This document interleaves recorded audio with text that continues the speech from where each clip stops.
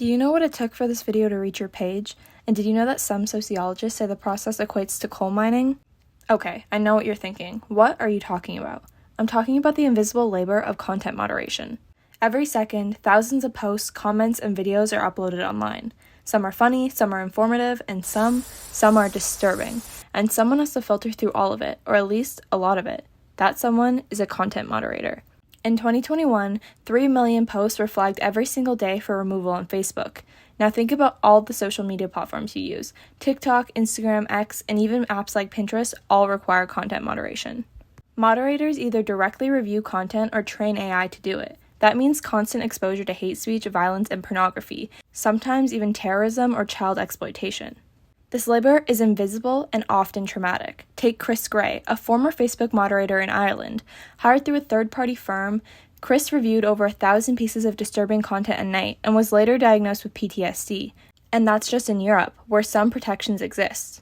Billion-dollar tech companies like Meta, Google, and Bytedance often use third-party contractors like CPL to hire offshore workers in places like Philippines, India, Eastern Europe, and parts of Africa, where wages are lower, working conditions are worse, and labor laws are easier to sidestep. From my perspective, there's 3 core issues. 1. People just aren't aware of content moderators. Moderation is essential but invisible. Microsoft researcher Tarleton Gillespie highlights that many of these social media platforms, such as the one you're watching this on, try hard to maintain an image that they're an open forum, a neutral conduit for user expression, even while they intervene in substantial ways. This secrecy creates a moral distance for these platforms, dehumanizing the work that's being done. 2. Invisible content moderation doesn't just outsource labor, but responsibility too.